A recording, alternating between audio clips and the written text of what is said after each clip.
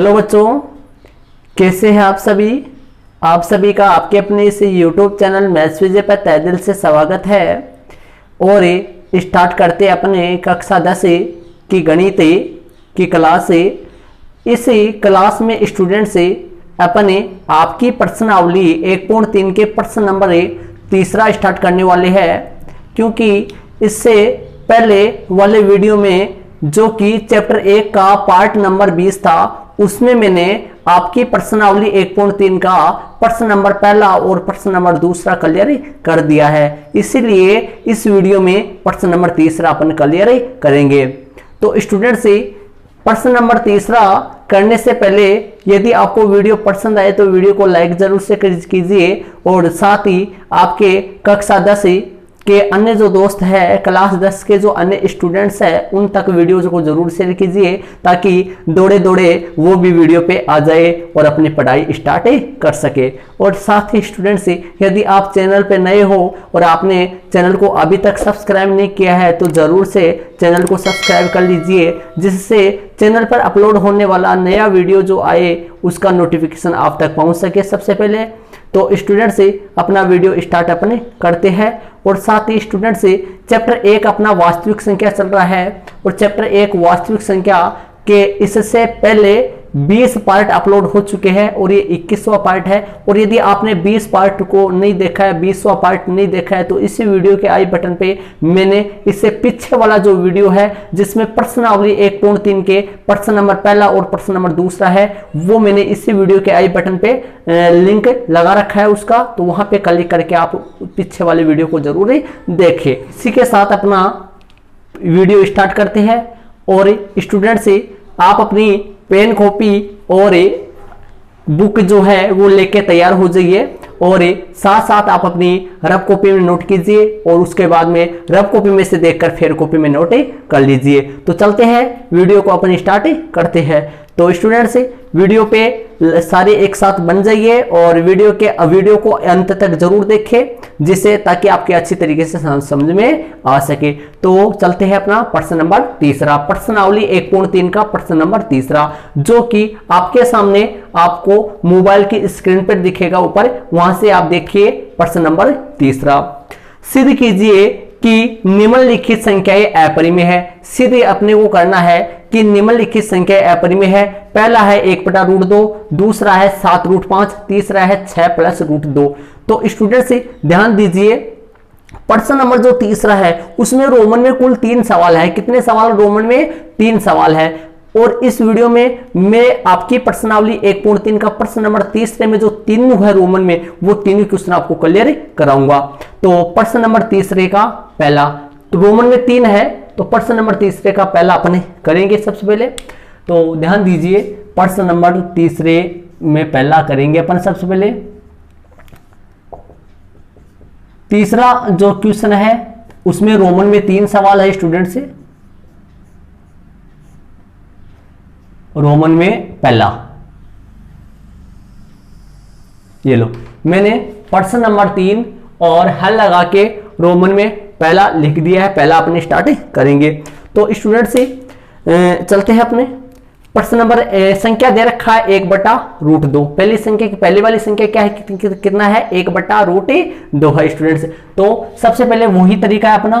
कौन सा तरीका है इसमें? मैंने आपको ये भी बताया था कि 1.3 की जो प्रश्नावली है, 1.3 की प्रश्नावली में कुल 2 प्रकार के सवाल है। एक तो वो सवाल जब सिंगल रूट वाली संख्या है, एक वो सवाल जब सिंगल रूट वाली संख्या के साथ अलग से कोई संख्या आ जाए तब वाला तरीका। तो यहां पर 1/√2 है संख्या। 1/√2 का मतलब सिंगल रूट वाली संख्या तो नहीं है, सिंगल रूट वाली संख्या के साथ अलग से कोई संख्या आ रहा है। इसका मतलब सिंगल रूट वाली संख्या का तरीका तो नहीं लगेगा। तो सबसे पहले अपन क्या कर लेते हैं, माना कि 1/√2 एक परिमेय संख्या है। परिमेय संख्या है। माना कि 1/√2 एक परिमेय संख्या है। सबसे पहले अपन मान लिया कि माना कि 1/√2 एक परिमेय संख्या है, क्योंकि 1/√2 को अपरिमेय सिद्ध करना है, और अपरिमेय सिद्ध करना है तो उल्टा मानना होता है कि अपरिमेय सिद्ध करना है, तो इसको अपन परिमेय मान लिया है। माना कि 1/√2 एक परिमेय संख्या है। इसलिए इसको हम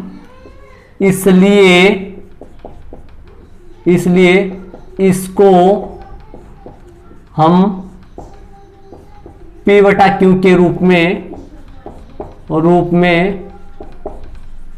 लिख सकते हैं। इसलिए इसको हम P बटा Q के रूप में लिख सकते हैं। इसलिए इसको हम P बटा Q के रूप में लिख सकते हैं। इसलिए इस संख्या को अपन P बटा Q के रूप में लिख सकते हैं। क्यों लिख सकते हैं स्टूडेंट्स? क्योंकि परिमेय जो एक संख्या होती है उसको अपन P बटा Q के रूप में लिख सकते हैं। परिमेय संख्या को सदैव अपन P बटा Q के रूप में लिखी जा सकती है। तो अपन P बटा Q के रूप में लिख सकते हैं इसको। तो अपन क्या लिख सकते हैं? 1/√2 बराबर P बटा Q। ये मैंने लिख दिया 1/√2 बराबर में P बटा Q। हो गया यहां तक। इसके बाद में देखना है स्टूडेंट्स, यहां से अपन कैसे भी करके रूट वाली संख्या का मान निकालना होता है।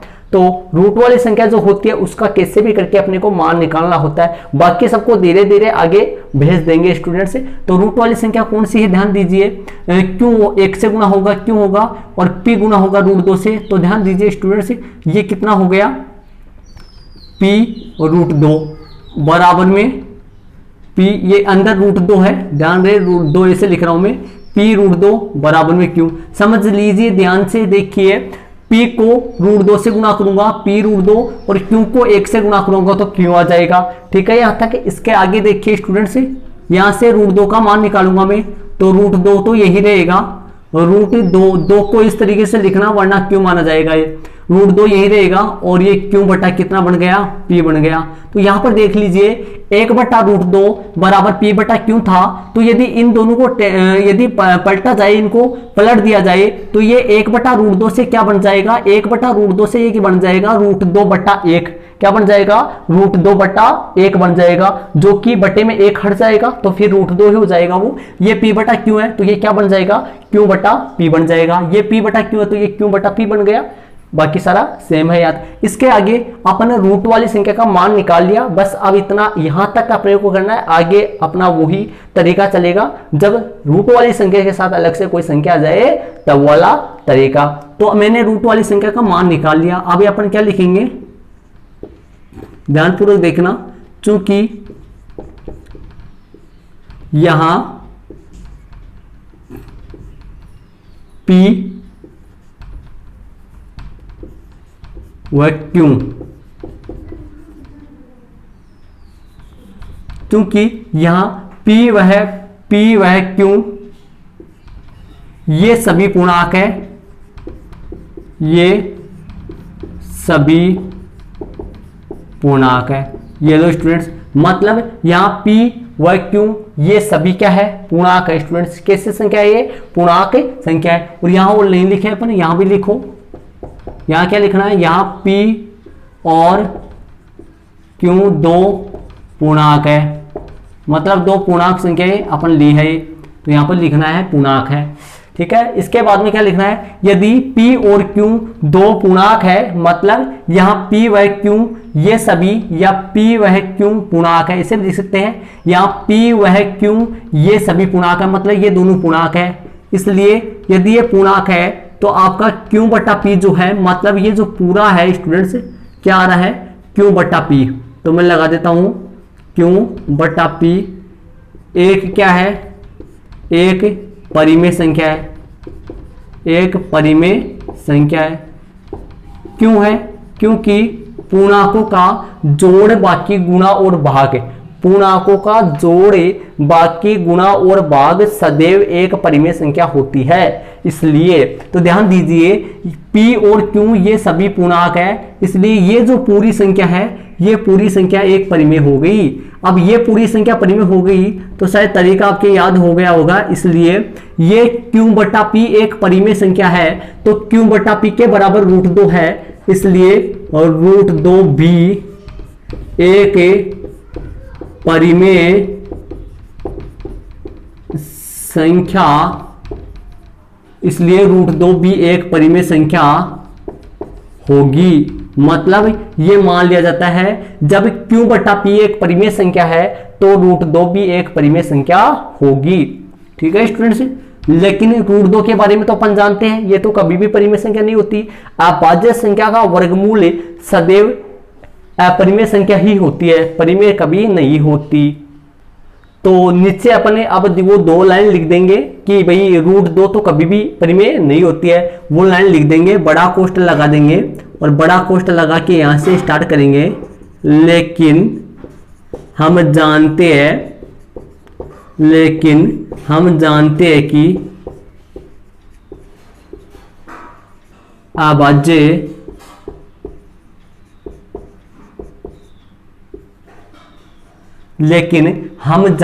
हैं कि अभाज्य संख्याओं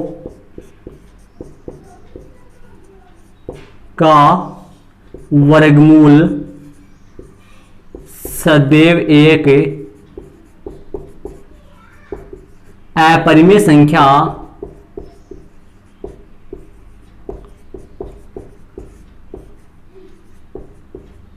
होती है।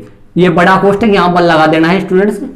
अब देखिए ये किसके लिए लिखा है मैंने, हर बार आता है ये क्वेश्चन में, किसके लिए लिखा है, रूट 2 के लिए। क्योंकि यहां ध्यान दीजिए, देखो ये सारे पूर्णांक है, इसके अंदर जो भी कुछ है वो सारी के सारी क्या है, पूर्णांक संख्या है। ये सारी के सारी पूर्णांक संख्या है, तो पूर्णांकों का जोड़ बाकी गुणा और भाग एक परिमेय संख्या होती है। तो ध्यान दीजिए यहाँ पर भाग है, क्यू में पी का भाग लग रहा है, तो भाग है तो ये एक परिमेय संख्या है। और जब ये क्यू बटा पी एक परिमेय है तो इसके बराबर में रूट 2 भी तो है, रूट 2 है तो रूट 2 भी एक परिमेय संख्या होगी, रूट 2 भी एक परिमेय संख्या होगी। लेकिन रूट 2 के बारे में अपन जानते हैं, लेकिन हम जानते हैं किसके बारे में, रूट 2 के बारे में अपन जानते हैं, लेकिन हम जानते हैं कि अभाज्य संख्याओं, कौन सी संख्या है स्टूडेंट्स, अभाज्य संख्याओं, कौन सी अभाज्य, कौन है अभाज्य, 2 है। तो अभाज्य संख्याओं का वर्गमूल, वर्गमूल का मतलब रूट लग रहा है, कौन लग रहा है, रूट लग रहा है। तो लेकिन हम जानते हैं कि अभाज्य संख्याओं का वर्गमूल सदैव एक अपरिमेय संख्या होती है। अभाज्य संख्याओं का जो वर्गमूल है वो सदैव एक अपरिमेय संख्या होती है। लेकिन अपन ऊपर तो क्या मान, ये तो परिमेय आ रही है ना, लेकिन यहाँ पर ये सिद्ध हो गया इस लाइन से, मतलब बड़े वाला कोष्ठक में जो ये लिखा है मैंने, इससे ये सिद्ध हो गया कि रूट 2 तो एक अपरिमेय संख्या होती है। तो अपन रूट ऊपर क्या माना था, 1/√2 को क्या माना था, परिमेय, मतलब ऊपर क्या माना था, ये गलत माना था कि ये तो परिमेय नहीं होती है तो अपरिमेय होती है। तो अपन नीचे क्या लिख देंगे, इसके नीचे क्या लिख देंगे, इसलिए अपनी पूर्व में मानी गई, इसलिए अपनी पूर्व में मानी गई कल्पना गलत है। इसलिए अपनी पूर्व में मानी गई कल्पना क्या है, गलत है। अपन शुरू में जो माने थे कि माना कि 1/√2 एक परिमेय है, ये क्या है, गलत है, ये सही नहीं है, ये गलत है। तो अतः वाली लाइन लिख देते हैं, अतः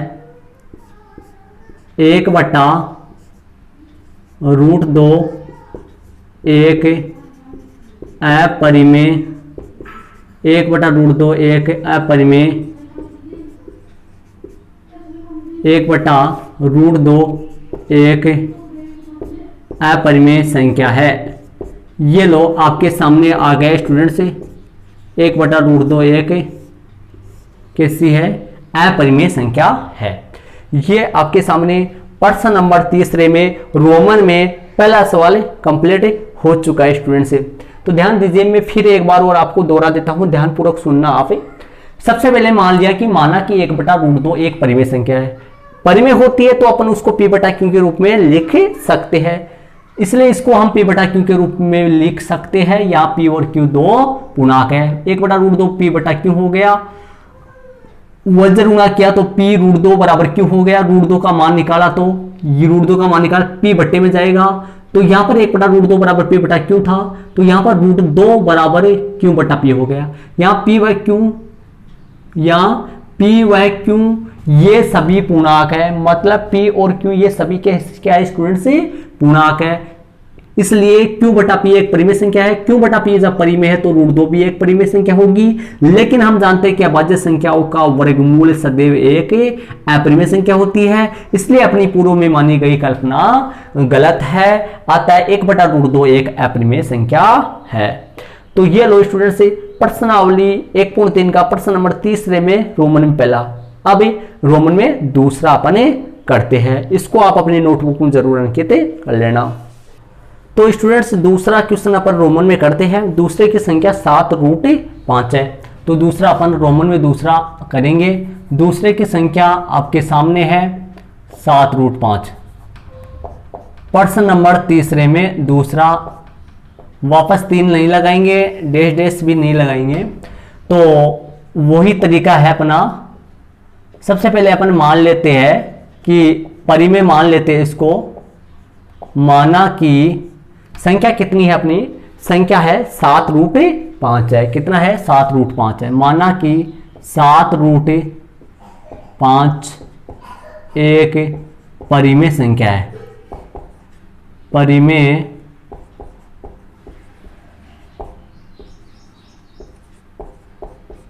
संख्या है।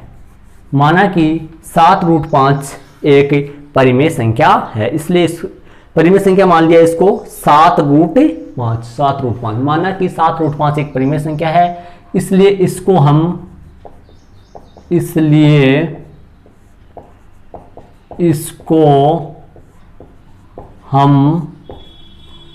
P बटा Q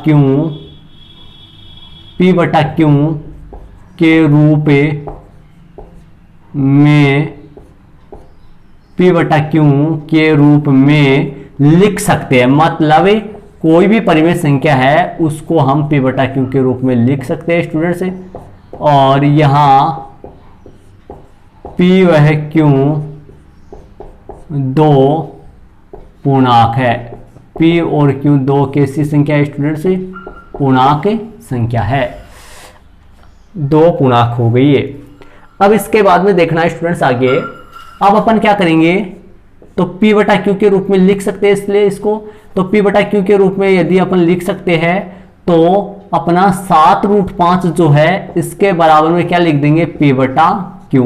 मतलब कि स्टूडेंट से 7√5 को P बटा Q के रूप में अपन लिख सकते हैं। तो देखिए अब कैसे भी करके, वही तरीका है, कैसे भी करके रूट वाली संख्या का अपने को मान निकालना है स्टूडेंट से। रूट वाली जो संख्या है उसका मान अपने को निकालना है। तो रूट वाली संख्या कौन है? √5 है। तो ध्यान दीजिए √5 यही रहेगा।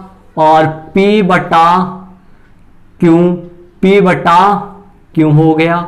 अब देखिए यहाँ 7√5 के 7 गुणा में है, तो आगे किस में जाएगा स्टूडेंट्स? भाग में जाएगा। तो 7 गुणा में, तो 7 कहाँ चला जाएगा? भाग में जाएगा। ये लो आपके सामने, मतलब √5 से बराबर P बटा 7 क्यों हो गया? √5 बराबर P बटा, देखो स्टूडेंट से ध्यान दीजिए, ये वैसे ये कंडीशन है यहाँ पर कि √5 यही है और P बटा Q और बटा 7 ऐसे होगा ये, क्योंकि ये 7 यहाँ √5 के 7 गुणा में है, तो उधर गया तो भाग में जाएगा। तो P बटा Q में 7 का भाग लगेगा, तो ये क्या आ जाएगा आपके सामने देखना, P बटा Q वैसा का वैसा और गुना ये पलट जाएगा, 1 बटा 7 हो जाएगा। तो आपके सामने √5 का जो मान निकल के आ जाएगा वो क्या आएगा? P बटा 7 Q। ये लो √5 का जो मान है वो P बटा 7 क्यों निकल के आएगा। आप ऐसे सोचते होंगे कि ये बट्टे में किस तरीके से चला गया, कैसे चला गया, इस तरीके से जाता है। हल करने का जो तरीका है वो ऐसा है गणित में।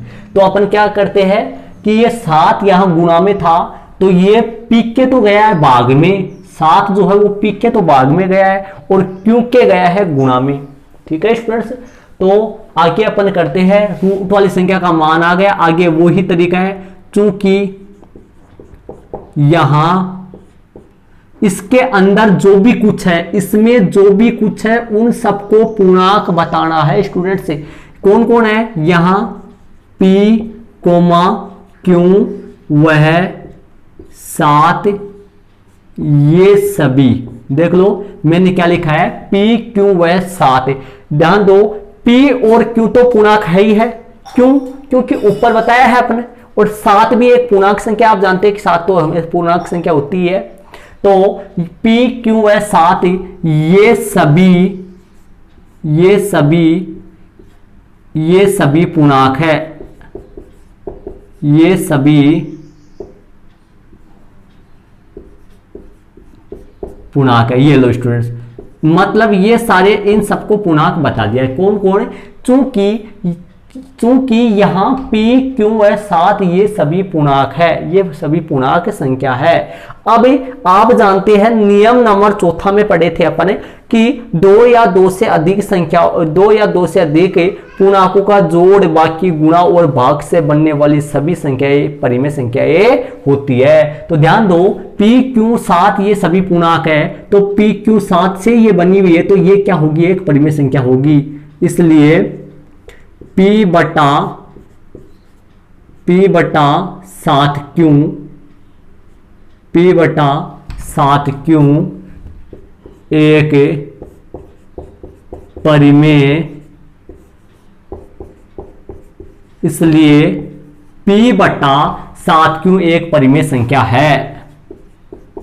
मतलब P बटा 7Q क्या है? एक परिमेय संख्या है। जब ये परिमेय संख्या है तो इसके बराबर में √5 है, तो फिर √5 भी तो परिमेय होगा, क्योंकि दोनों आपस में बराबर है। तो बराबर है तो ये एक परिमेय है, तो दूसरा भी तो क्या होगा? परिमेय होगा, क्योंकि दोनों इक्वल जो है ना, कहां पर इक्वल? ये रहा ना, समझ रहे हो आप? यहां तक ये इक्वल है, तो इसलिए यहां पर वापस लिख देते हैं। इसलिए √5 भी एक परिमेय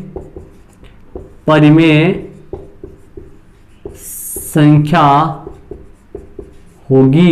मतलब √5 भी क्या होगी? एक परिमेय संख्या होगी। लेकिन √5 के बारे में अपन जानते हैं, वो लाइन अपन लिख देंगे। √5 कैसा है वो अपन जानते हैं, लेकिन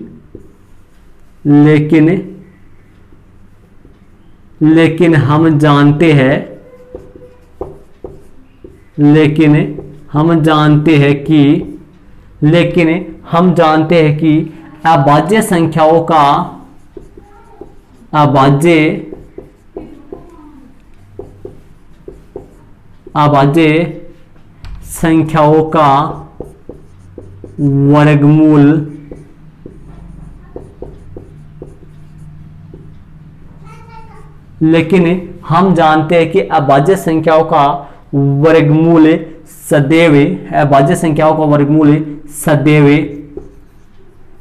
अभाज्य संख्याओं का जो वर्गमूल है वो सदैव एक अपरिमेय संख्या होती है।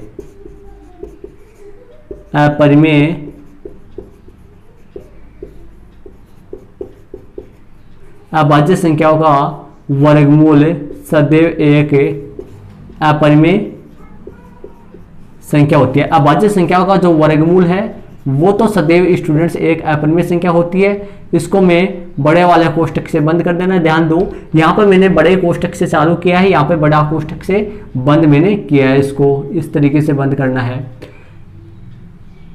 मैंने देखना क्या लिखा है, ध्यानपूर्वक देखना स्टूडेंट से।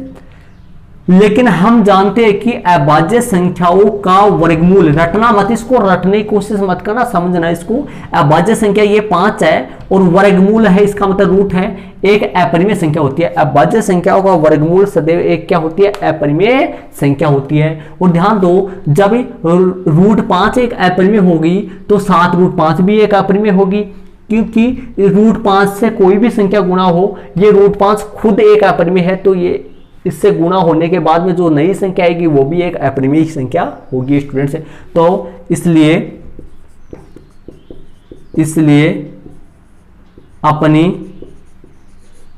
अपनी पूर्व में मानी गई कल्पना, इसलिए अपनी पूर्व में मानी गई कल्पना गलत है। इसलिए अपनी पूर्व में मानी गई कल्पना गलत है। अपन जो स्टार्टिंग में जो कल्पना माने थे वो क्या है? अपनी गलत है। अतः संख्या कौन सी थी? 7√5। एक अपरिमेय, 7√5 एक अपरिमेय संख्या है, इसलिए 7√5 एक अपरिमेय संख्या है। इस अतः 7√5 एक अपरिमेय संख्या है। 7√5 कैसे है स्टूडेंट्स? एक अपरिमेय संख्या है। ये आपके सामने हो चुका है स्टूडेंट्स। आपका हैंड्स प्रूफ लिख दो या फिर हिंदी में लिखना चाहो तो इति सिद्धम लिख दो। ये लो स्टूडेंट्स, आपके सामने जो रोमन में दूसरा सवाल है वो भी कंप्लीट हो चुका है स्टूडेंट्स।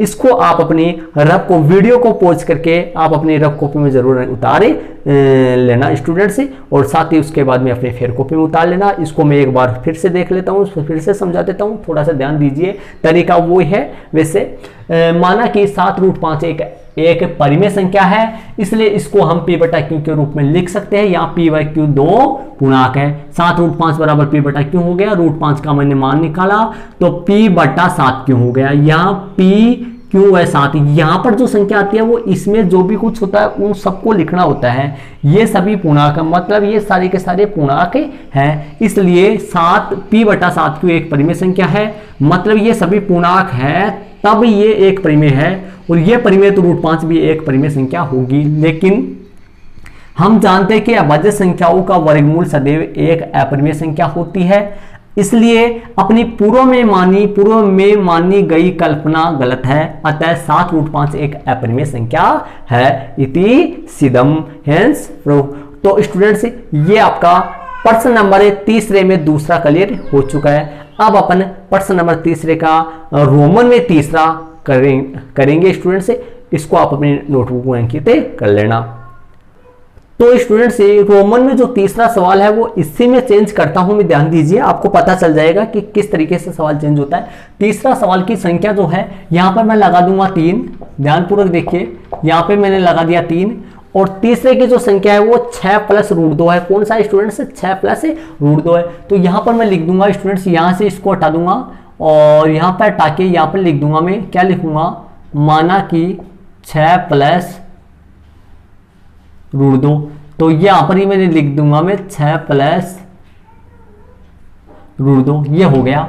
माना कि 6 प्लस √2 एक परिमेय संख्या है, इसलिए इसको हम p बटा q के रूप में लिख सकते हैं। यहाँ p और q, p बाई q दो पूर्णांक है, तो यहाँ पर लिख दूंगा 6 प्लस √2। यहाँ पे लिख दूंगा स्टूडेंट्स 6 प्लस √2 हो गया। 6 प्लस √2 हो गया। 6 प्लस √2 बराबर p बटा q हो गया। अब इसके बाद में यहाँ पर कैसे भी करके क्या करना होता है, ये आपको पता है, कैसे भी करके रूट वाली संख्या का मान निकालना होता है। जब रूट वाली संख्या के साथ अलग से कोई संख्या आ जाए और अपने को अपरिमेय सिद्ध करना हो तो अपने को कैसे भी करके रूट वाली संख्या का मान निकालना होता है स्टूडेंट्स। तो अपन रूट वाली संख्या √2 है तो √2 का अपन मान निकालेंगे। तो ध्यान दीजिए, √2 का मान कैसे निकालेंगे, बराबर √2 बराबर, तो यहाँ पर कौन है, p बटा q और माइनस में 6। ध्यान दीजिए, ये 6 यहाँ जोड़ में उधर गया तो माइनस में हो गया। तो मैंने क्या लिख दिया कि √2 बराबर p बटा q माइनस में 6 हो गया। √2 का मैंने मान निकाला तो 6 यहाँ प्लस का था, उधर गया तो माइनस का हो गया, तो p बटा q माइनस का 6 हो गया। p बटा q माइनस का 6 हो गया। p बटा q माइनस का 6। और यदि स्टूडेंट्स आप इसको हल करना चाहो लेस से लेके तो हल भी कर सकते हैं, लेकिन इतना सही है यहाँ तक। अब इसमें क्या लिखेंगे, चूंकि यहाँ p q व 7 की जगह 6 ये सभी पूर्णांक हैं, इसलिए यहाँ पर क्या आ जाएगा, p यहाँ पर कौन सी संख्या आ जाएगी, ध्यान दीजिए, p बटा q माइनस में 6 यहाँ पर आ जाएगा। p बटा q माइनस में 6 एक परिमेय संख्या है और p बटा q माइनस में 6, p बटा q माइनस में 6, p बटा q माइनस में 6 एक परिमेय संख्या, मतलब ये पूरी की पूरी एक परिमेय संख्या है और ये परिमेय संख्या है तो √2b कौन आएगा यहाँ पर, √2 भी एक परिमेय संख्या होगी, √2 भी क्या होगी, एक परिमेय संख्या होगी। लेकिन हम जानते हैं कि अभाज्य संख्याओं का वर्गमूल सदैव एक अपरिमेय संख्या होती है, अभाज्य संख्याओं का वर्गमूल सदैव एक अपरिमेय संख्या होती है स्टूडेंट से। इसलिए अपनी पूर्व में मानी गई कल्पना गलत है। अतः 7√5 की जगह आ जाएगा 6 + √2। क्या आ जाएगा स्टूडेंट से, 6 + √2 एक अपरिमेय संख्या है। ये लो आपके सामने प्रश्न नंबर तीसरे का तीसरा हो गया। इस तरीके से बस सिर्फ इतना ही चेंज होता है, बाकी सारा सेम है ऊपर और नीचे से। ये कौन सा तरीका आपको पता होना चाहिए, जब रूट वाली संख्या के साथ अलग से कोई संख्या जाए तब का तरीका ये काम में लेना है। तो स्टूडेंट से 6 + √2 रूट वाली संख्या के साथ अलग से 6 रहा ना, इसलिए। और इस टाइप के क्वेश्चन कौन कौन से करें अपने, इस टाइप के कौन से टाइप के, जब रूट वाली संख्या के साथ अलग से कोई संख्या जाए तब वाला तरीका कौन कौन से सवाल में करें। एग्जाम्पल नंबर 11 में, एग्जाम्पल नंबर 12 में, प्रश्नावली में, प्रश्न नंबर 2 और प्रश्न नंबर 3 में 3। ये इतने सवाल अपने इस तरीके से करे थे। और एक वो सवाल जिनमें सिर्फ और सिर्फ एक रूट वाली संख्या हो, उदाहरण नंबर 9, उदाहरण नंबर 10 और प्रश्नावली में पहला प्रश्न। ये 3 जो क्वेश्चन है ये सिंगल रूट वाली संख्या को अपरिमेय सिद्ध करने वाले क्वेश्चन है। तो स्टूडेंट्स ये लो आपके सामने, मैंने इसमें तो इतना कुछ है भी नहीं, ये 6 का था उधर माइनस में चला गया। p क्यों, अच्छा ये सभी पूर्णांक है, तो ये पूरी पूर्णांक है, ये √2 भी एक परिमेय संख्या है, तो ये पूर्णांक है, तो ये सारी के सारी ये पूरी संख्या क्या होगी, परिमेय। और ये परिमेय तो √2 भी एक परिमेय। लेकिन हम जानते हैं कि अभाज्य संख्याओं का वर्गमूल सदैव एक अपरिमेय संख्या होती है, तो इसमें पूर्व में अपन माने थे वो गलत है। अतः 6 + √2 एक अपरिमेय संख्या है। तो ये लो स्टूडेंट से आपके सामने मैंने आपकी एक्सरसाइज 1.3 का प्रश्न नंबर 3 में रोमन में 3 सवाल क्लियर करे हैं। तो ये वीडियो कैसा लगा कमेंट्स बॉक्स में कमेंट्स जरूर से करें। और साथ ही स्टूडेंट से यदि आपको वीडियो अच्छा लगा है तो वीडियो को लाइक जरूर से कर देना और अपने दोस्तों के साथ जरूर शेयर कीजिए। और यदि आप चैनल पे नए हो तो चैनल को जरूर से सब्सक्राइब कर लीजिए। और स्टूडेंट से इसी के साथ अपनी अगले वाली वीडियो में मिलते हैं। अगली वाली वीडियो में आपकी प्रश्नावली 1.4 के नोट्स करवाए जाएंगे आपको। यहाँ तक अपनी प्रश्नावली 1.3 कंप्लीट हो गई है। प्रश्नावली 1.3 में कुल 3 ही सवाल थे जो मैंने आपको करवा दिए। पहला दूसरा सिंगल था और तीसरे में रोमन में 3 थे जो मैंने इस वीडियो में आपको करवाया है। और इसी के साथ अगले वाली वीडियो में अपन मिलते हैं। जय हिंद स्टूडेंट्स।